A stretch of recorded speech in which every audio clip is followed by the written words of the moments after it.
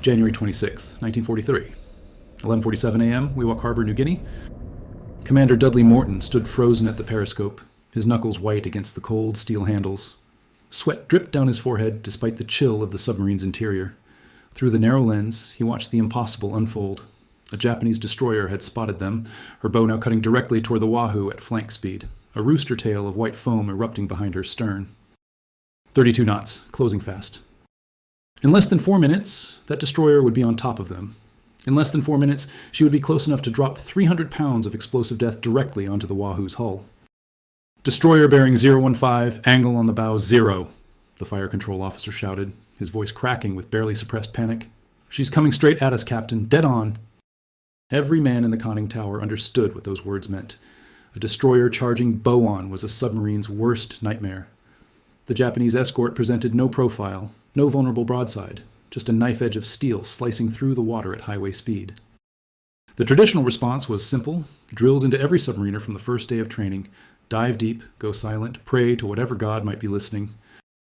But Morton didn't move from the periscope. His eye remained pressed to the rubber gasket, watching that bow grow larger with every passing second. "Downscope," he said calmly, too calmly. "All ahead full. Flood tubes 1 through 4. His executive officer, Lieutenant Commander Richard O'Kane, stared at him in disbelief. O'Kane was a veteran submariner, cool under pressure, as competent an officer as any in the Pacific Fleet. But what Morton was suggesting went beyond aggressive. It went beyond reckless. It entered territory that O'Kane had been explicitly warned during his training at submarine school would get him killed. "Sir, she's coming straight at us." O'Kane kept his voice steady, professional. "We can't get a firing solution on a zero-angle approach. The torpedo manual specifically says that bow-on targets present insufficient surface area for—" "I know what the manual says, Dick."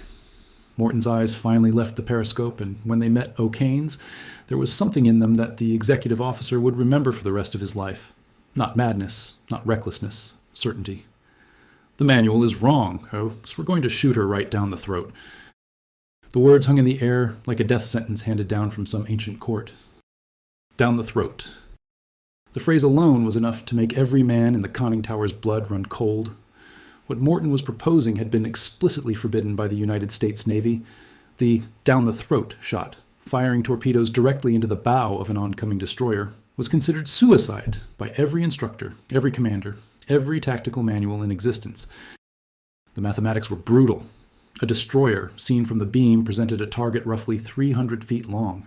The same destroyer seen from the bow presented a target perhaps 50 feet wide, less than the length of the torpedoes being fired at it. The margin for error wasn't measured in yards, it was measured in feet. Fire a second too early, and the torpedo would pass in front of the charging ship. Fire a second too late, and it would pass behind. Either way, you died. And even if you somehow managed to time it perfectly, you still had the problem of the Mark 14 torpedo, the most unreliable weapon in the American arsenal. Faulty magnetic detonators, depth-keeping problems, contact exploders that failed to explode. Submariners had watched perfect shots bounce harmlessly off enemy hulls, their torpedoes as useless as logs of driftwood. Now Morton wanted to fire that unreliable weapon at the smallest possible target, from the worst possible angle, with a Japanese destroyer bearing down on them at the speed of a locomotive. No American submarine commander had ever attempted a down-the-throat shot in combat and lived to tell the tale. The Navy didn't just discourage the technique, they had banned it from training exercises after 2 submarines nearly collided trying to practice it in 1941. In 90 seconds, Dudley Morton would either revolutionize submarine warfare or become another name on the growing list of boats lost in the Pacific. If you're watching this story unfold and want to see how this impossible situation ends, hit that subscribe button and the notification bell right now.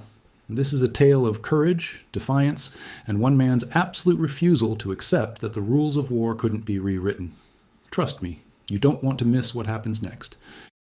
To understand how Morton ended up staring down a Japanese destroyer with nothing but forbidden tactics and iron nerves, we need to go back 6 weeks, to the moment when everything changed for the USS Wahoo, and for American submarine warfare itself. December 31st, 1942, Pearl Harbor, Hawaii, 800 hours. The submarine pens at Pearl Harbor were a study in organized chaos that morning. Boats came and went constantly, loading torpedoes, taking on provisions, rotating crews.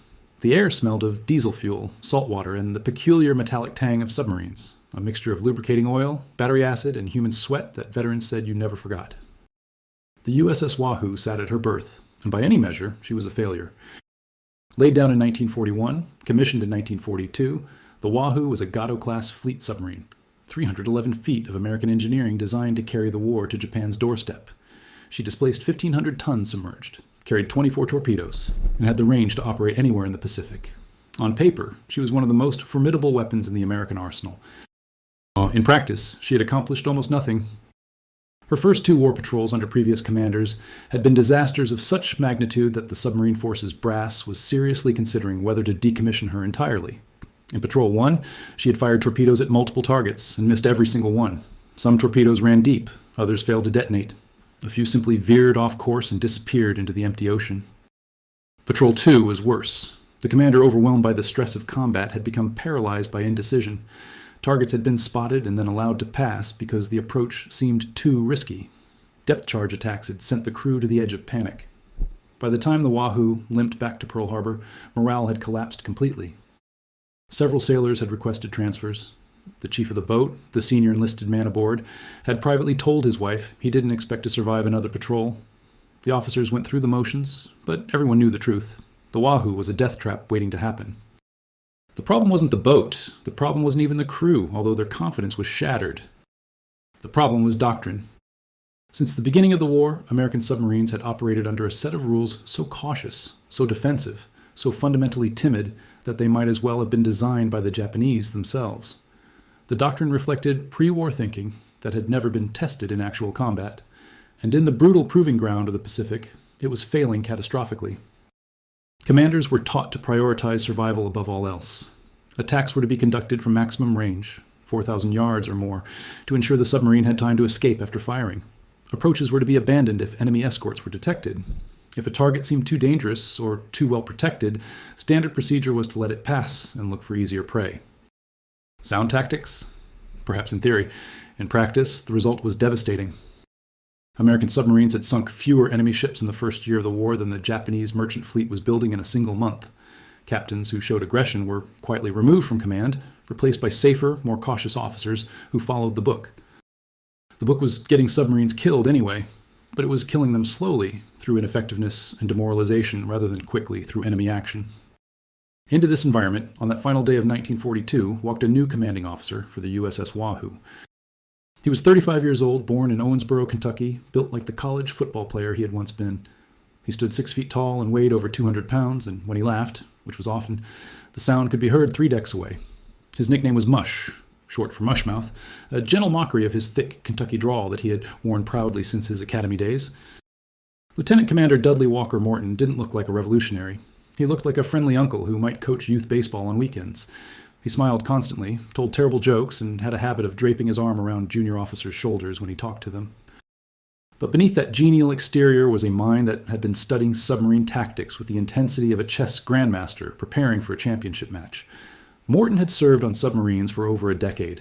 He had watched the cautious doctrine take hold. He had seen good boats commanded by timid captains accomplish nothing while their crews slowly lost faith.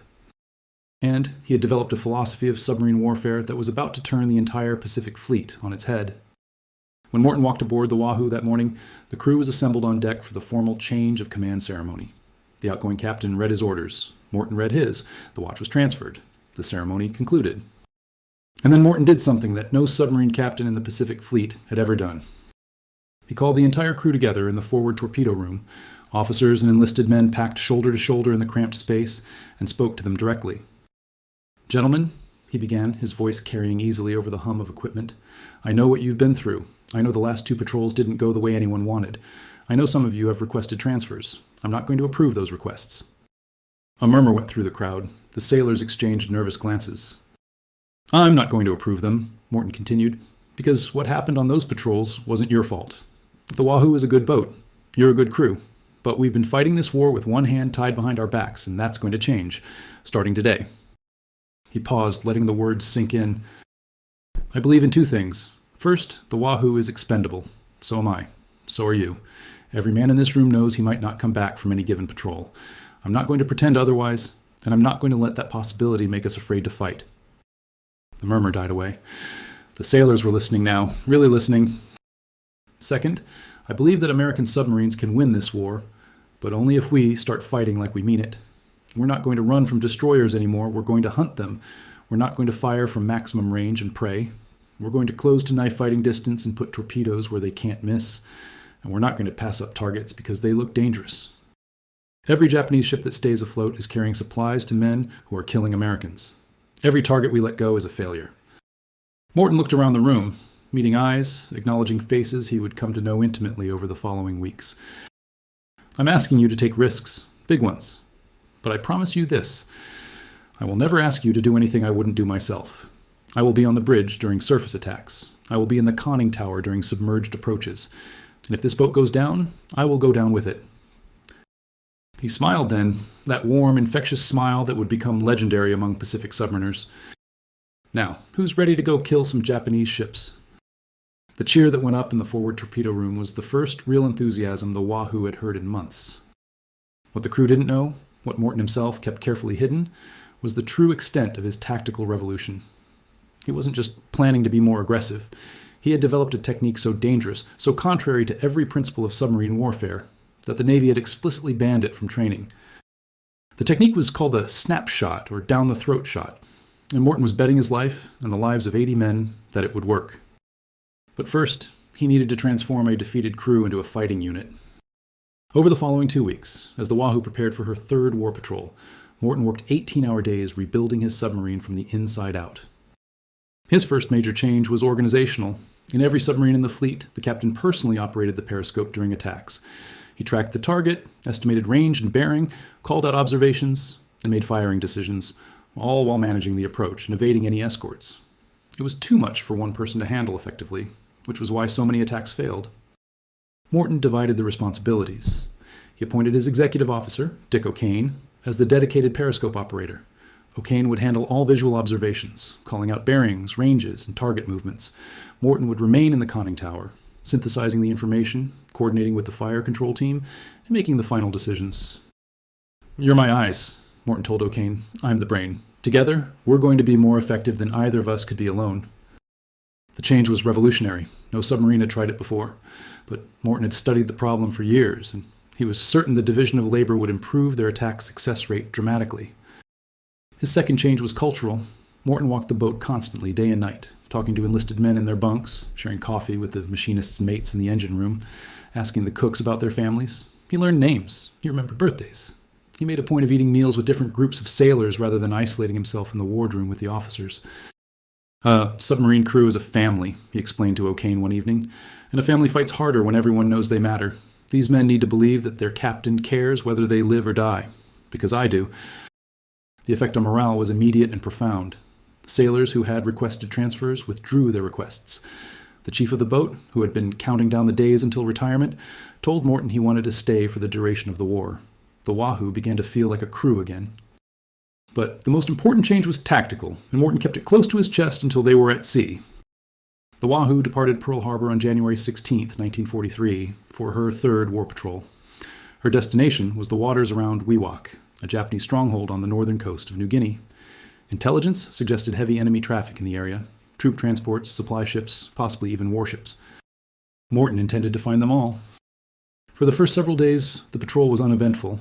The Wahoo cruised on the surface at night, her diesel engines pushing her through the darkness at 15 knots while her batteries recharged. During daylight hours, she submerged to periscope depth, conserving power and avoiding detection by enemy aircraft.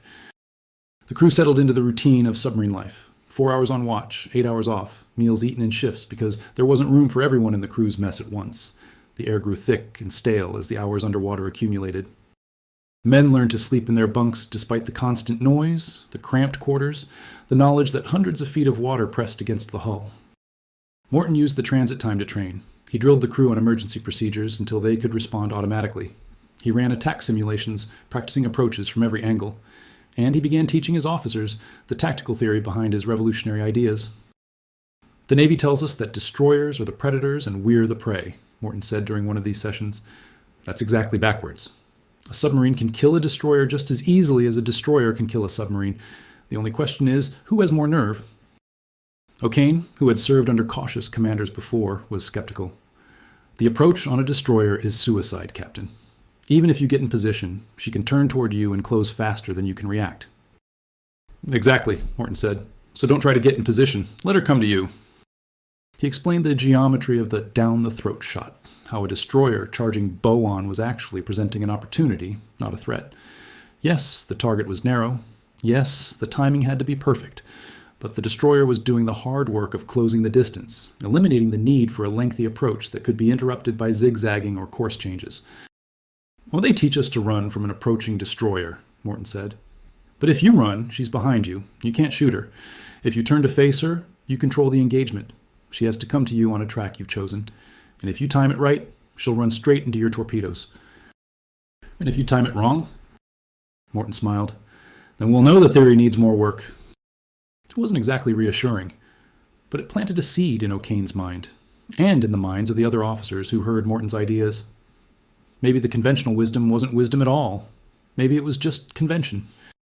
On January 24th, 1943, the Wahoo reached her patrol area. What happened next would become legend.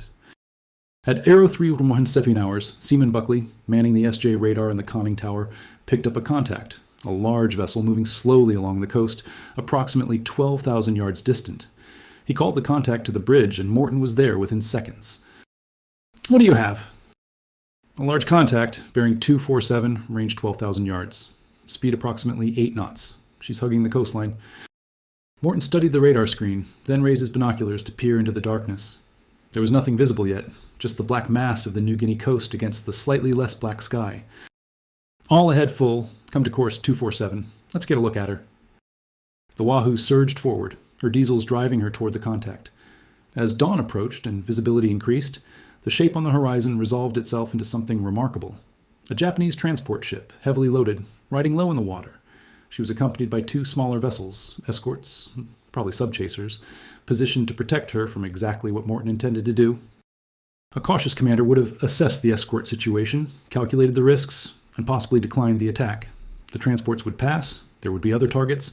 The book said to prioritize survival. Morton didn't hesitate for a single second. "A battle station's torpedo. We're going in." The attack that followed was a masterclass in controlled aggression. Morton drove the Wahoo toward the convoy at maximum surface speed, closing the distance far faster than any submarine commander would have dared. When the range dropped to 3,000 yards, he ordered the boat to submerge, continuing the approach at periscope depth. O'Kane crouched at the periscope, calling out bearings with mechanical precision. Target bearing 253, range 2,000 yards, speed unchanged, angle on the bow 30 starboard. Morton processed the information, feeding it to the fire control team, who cranked the data into the mechanical torpedo data computer. The solution developed, the range closed. At 1,200 yards, point-blank range by submarine standards, closer than any attack the Wahoo had ever attempted, Morton gave the order. "Fire 1, fire 2, fire 3. The submarine shuddered as 3 torpedoes leaped from their tubes, their propellers churning the water as they accelerated toward the target. 47 seconds later, the first torpedo struck.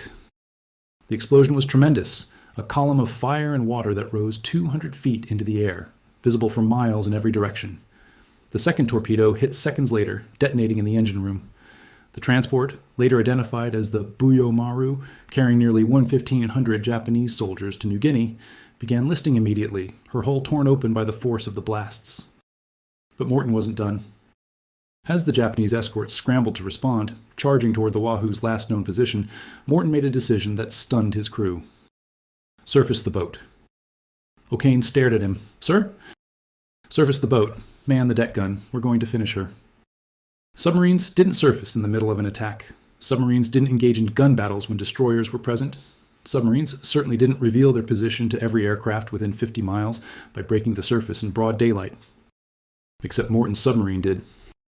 The Wahoo broached like a whale, seawater cascading off her deck as she rose from the depths. Before she had fully stabilized, sailors were scrambling up the ladder, running to the 4-inch deck gun mounted forward of the conning tower. Within 60 seconds, they were firing, shot after shot, slamming into the stricken transport. The Buyo Maru slipped beneath the waves 20 minutes later, her back broken, her holds flooding, her soldiers drowning in the warm Pacific water. What happened next would haunt Morton for the rest of his life. But what history remembers about that engagement is what came next, because the Wahoo was just getting started, and the events of the following 72 hours would reshape American submarine warfare forever. The destruction of the Buyo Maru had alerted the Japanese to an American submarine operating in their waters. Patrol boats were dispatched, aircraft began searching. The smart move, the safe move, would have been for the Wahoo to withdraw, to slip away quietly and find a new patrol area. Morton had a different idea. On the morning of January the 26th, the Wahoo's radar detected multiple contacts converging on a single point, Wewak Harbor, a fortified Japanese anchorage on the New Guinea coast. Morton brought the submarine to periscope depth and studied the situation through the lens.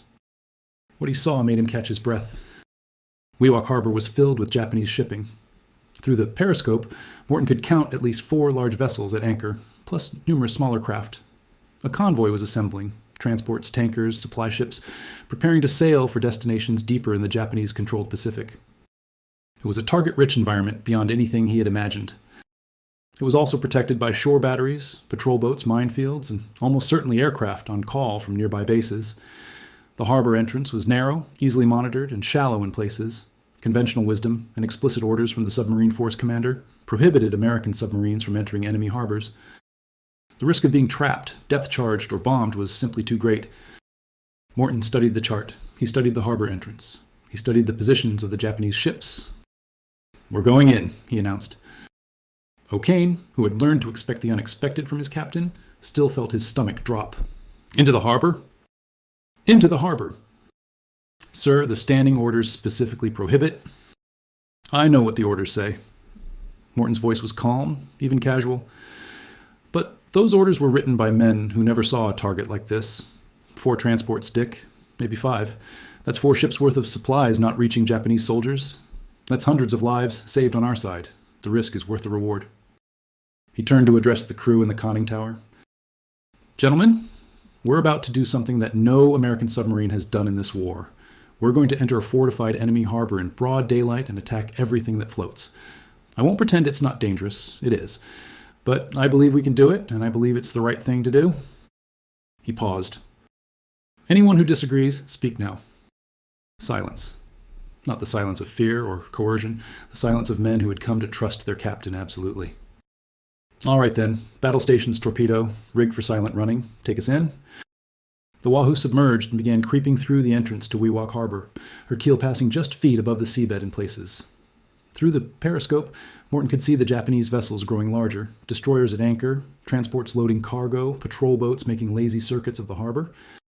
The tension in the conning tower was suffocating. Every man understood that they were entering a cage with no easy way out. If the Japanese detected them, if depth charges started falling, there would be nowhere to hide and nowhere to run. And then the situation became infinitely more complicated. "A destroyer getting underway." O'Kane's voice was tight but controlled. "Bearing 345, she's turning toward us." Morton swung the periscope, found the contact. A Japanese Fubuki-class destroyer, her anchor chain clanking as it rose from the harbor bottom. Smoke was pouring from her stacks. Her bow was beginning to swing toward the Wahoo's position. She had spotted the periscope. Sound general quarters, flood tubes 1 through 4. The alarm rang through the boat, a harsh, insistent clanging that sent men running to their stations. In the forward torpedo room, sailors spun hand wheels to open the outer doors, flooding the tubes, preparing to fire. The destroyer was accelerating now, her engines roaring to life, her bow wave building as she gathered speed. Range 2,000 yards and closing, speed increasing. "She's coming right at us, Captain." The Wahoo was trapped. Behind her lay the narrow entrance to the harbor, already blocked by patrol boats responding to the alarm. Ahead lay the destroyer, now at full speed, her bow churning the water into foam as she bore down on the American submarine. Angle on the bow, 0. She was coming straight at them. In a conventional attack, the submarine would turn to present a broadside shot, aiming for the side of the destroyer where the target profile was largest. But turning would take time the Wahoo didn't have. By the time she reached a firing position, the destroyer would be on top of her. Morton had studied this scenario for years. He had calculated the mathematics. He had argued with instructors who told him it was impossible. He had believed with the unshakable certainty of a true revolutionary that he was right and the entire Navy was wrong. Now he was about to find out. "Maintain course," Morton ordered. "Down bubble 10 degrees, all stop." The Wahoo hung motionless in the water, her propellers still, her crew frozen at their stations. The destroyer grew larger in the periscope with every passing second.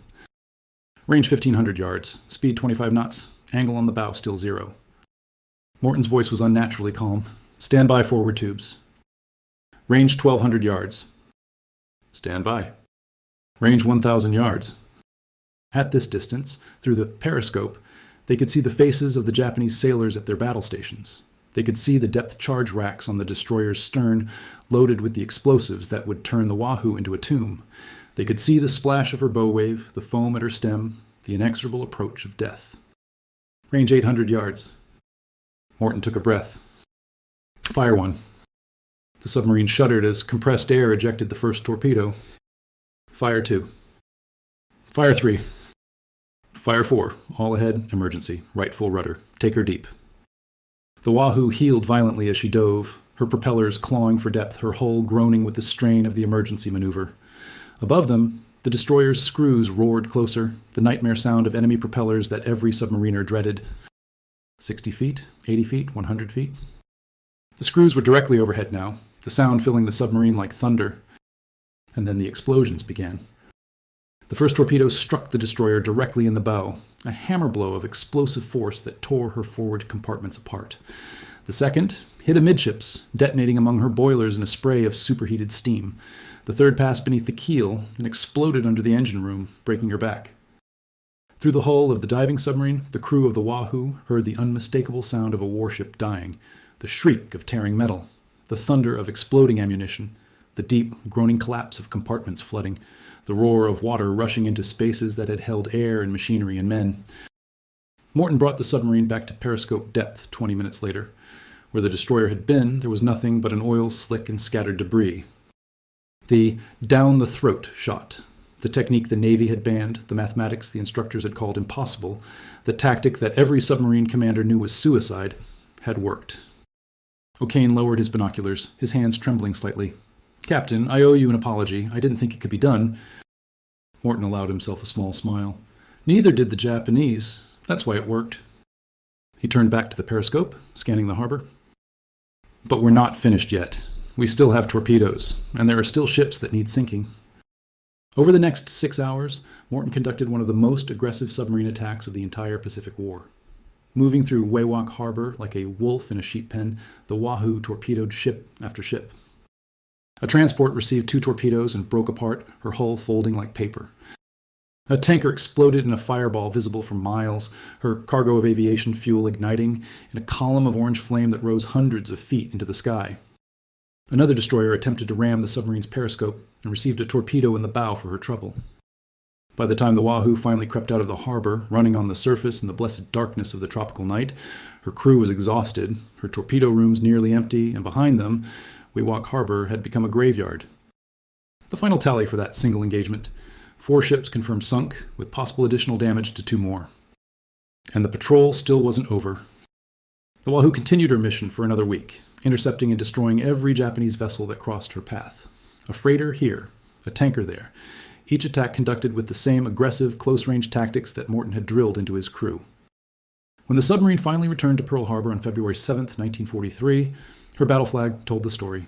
8 Japanese flags flew from the periscope shears, 1 for each confirmed kill during the patrol.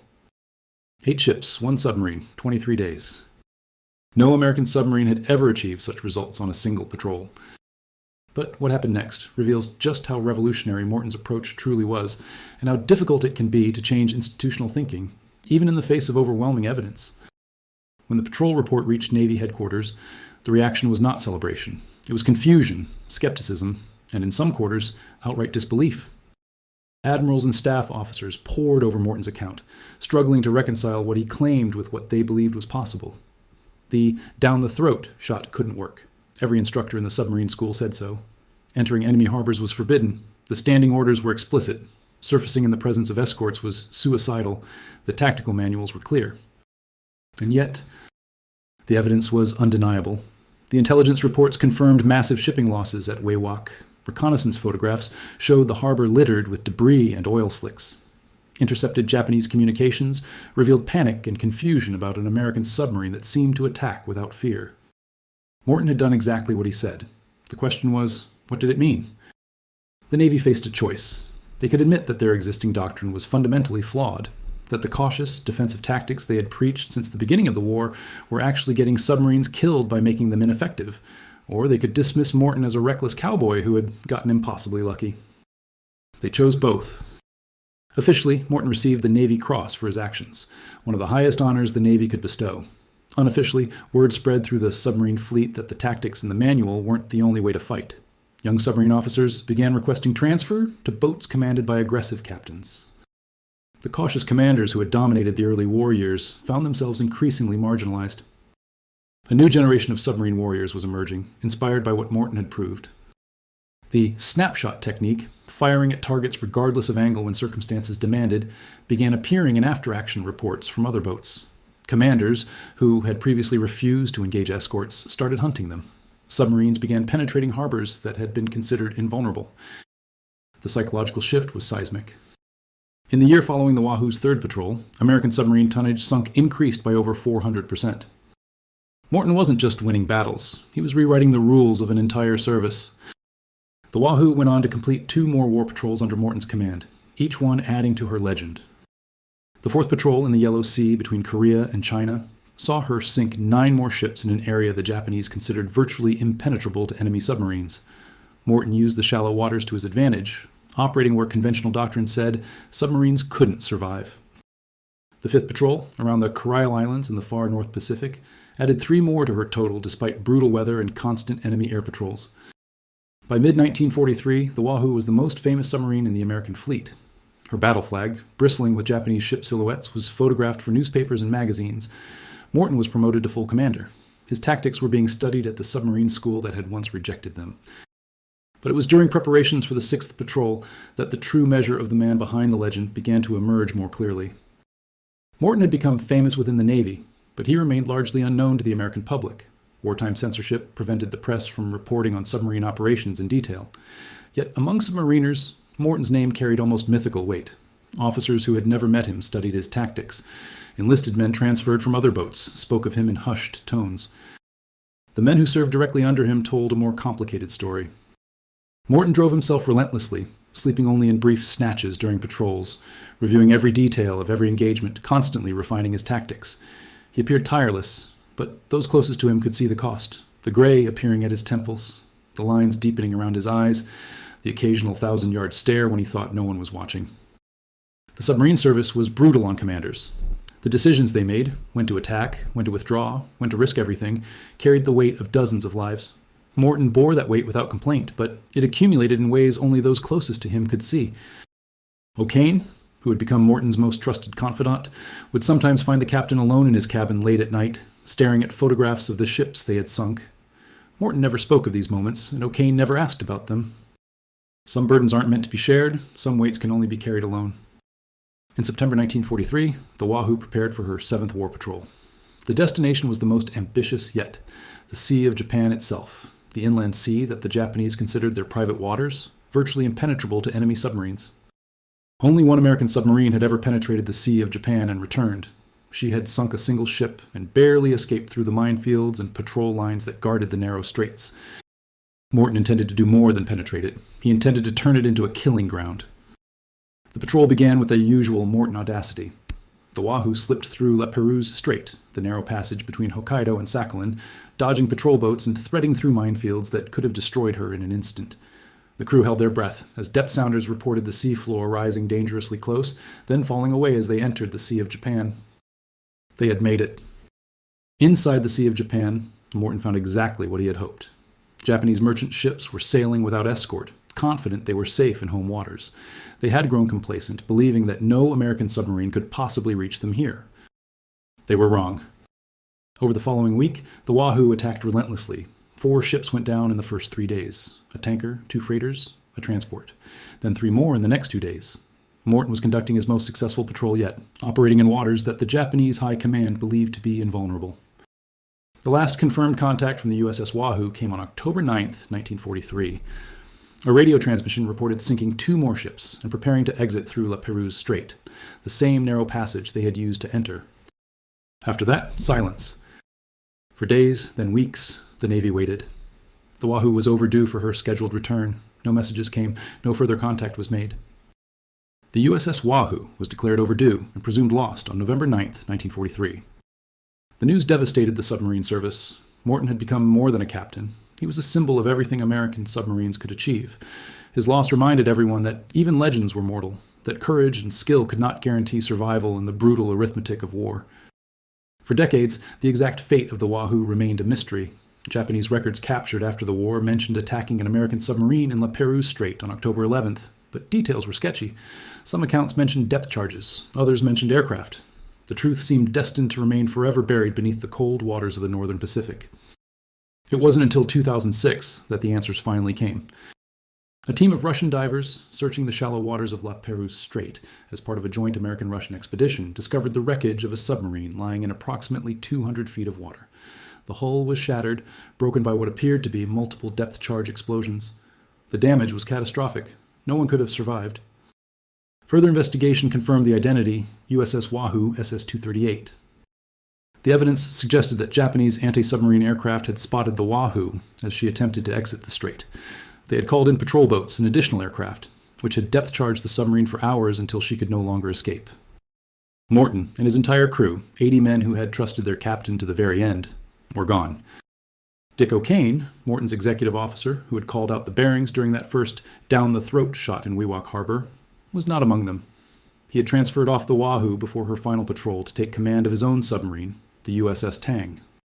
O'Kane would go on to become the highest-scoring submarine commander of the entire Pacific War, sinking 31 ships before the Tang was lost to a tragic accident, struck by one of her own torpedoes that had run in a circle. O'Kane survived, was captured, and spent the rest of the war in a Japanese prison camp. After the war, he received the Medal of Honor for his extraordinary courage and skill. He spent the rest of his career advocating for the aggressive tactics he had learned aboard the Wahoo. "Everything I knew about fighting a submarine," O'Kane said in an interview decades later, "I learned from Morton. He taught me that the conventional wisdom isn't always wise. He taught me that sometimes the most dangerous thing you can do is play it safe. And he taught me that a submarine crew isn't just a military unit. It's a family, and a family will do anything for a captain who treats them that way." Today, the Wahoo's battle flag, bearing those 8 Japanese ship silhouettes from her legendary 3rd Patrol, is displayed at the Submarine Force Museum in Groton, Connecticut. Visitors pass by it without necessarily understanding what it represents. The moment when one man's refusal to accept conventional wisdom changed the course of a war. Morton received the Medal of Honor posthumously. His name is engraved on the memorial at the National Memorial Cemetery of the Pacific in Honolulu, alongside thousands of other Americans who gave their lives in the Pacific. The inscription is simple: his name, his rank, his boat. Nothing more is needed. The transformation. He began at Wewak Harbor continued long after his death. By 1944, American submarines were operating with the aggression and skill that Morton had pioneered. They were penetrating enemy harbors, sinking destroyers, strangling the shipping lanes that connected Japan to her empire. When the war finally ended in August 1945, American submarines had sunk over 1,300 Japanese ships, more than any other arm of the military. They had destroyed over half of Japan's merchant fleet and a significant portion of her navy. And every submarine captain who achieved those results knew they were building on the foundation Morton had laid. Perhaps the most fitting tribute came from an unexpected source. In 2006, when the Russian divers confirmed the discovery of the Wahoo's wreckage, the Japanese government issued a statement acknowledging the submarine's location and offering respect for the American sailors who had died there. The same nation that Morton had fought against, the same navy whose ships he had sent to the bottom, recognized the honor of their former enemy. Because courage, it turns out, speaks a universal language. The story of Dudley Morton and the USS Wahoo is ultimately not about torpedoes or tactics or even the terrible arithmetic of war. It's about the power of one person to challenge what everyone accepts as true. When Morton took command of the Wahoo, every manual, every instructor, every senior officer in the Navy told him that certain things couldn't be done.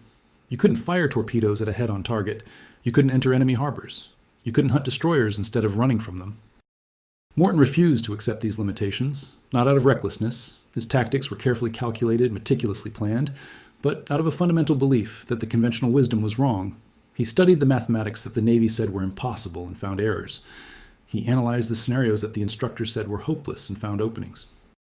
And then he had the courage to test his theories when failure meant death. That kind of transformation doesn't happen often in military history. It requires not just tactical brilliance, but moral courage, the willingness to stake your reputation, your career, and ultimately your life on an idea that everyone else has dismissed. Morton possessed that courage in abundance, and the 80 men who served with him aboard the Wahoo possessed something equally rare: the trust to follow a leader who asked them to do what everyone said was impossible.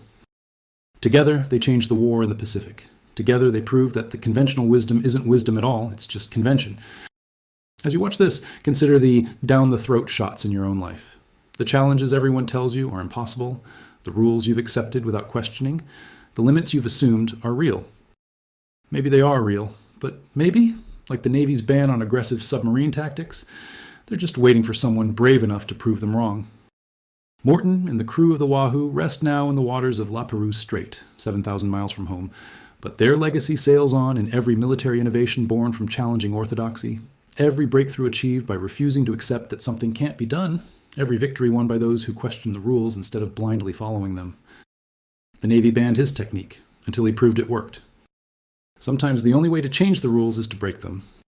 And sometimes the people willing to do that are exactly what history needs most. January 26, 1943, 11:51 a.m., Wewak Harbor, New Guinea. 4 minutes after he gave the order to fire. Commander Dudley Morton watched through his periscope as the Japanese destroyer slid beneath the surface, her back broken by his torpedoes. Oil spread across the water like a funeral shroud. Debris bobbed in the gentle swells. The roar of her dying compartments faded into silence. In the conning tower behind him, his crew stood in stunned silence. They had just witnessed the impossible. They had just survived the unsurvivable. Morton lowered the periscope and allowed himself a single, exhausted smile. "Gentlemen," he said, "the book is officially rewritten. Now let's finish what we started." And for the next 6 hours, that's exactly what they did. 8 ships, 1 submarine, 23 days. The legend of the USS Wahoo had begun. And though Morton and his crew would give their lives before the war was won, the revolution they started would live forever. If this story moved you, if it made you think about the barriers in your own life that might be worth challenging, then you're exactly the kind of viewer this channel is for. Hit subscribe and turn on notifications so you don't miss the next incredible true story of courage, innovation, and the human spirit refusing to accept the impossible. Because history is full of people who did what couldn't be done. And their stories are waiting to be told.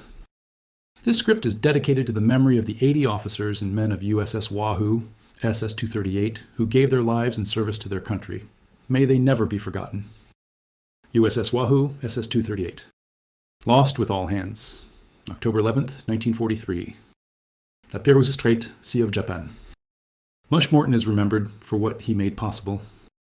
And in the calculus of history, that matters even more.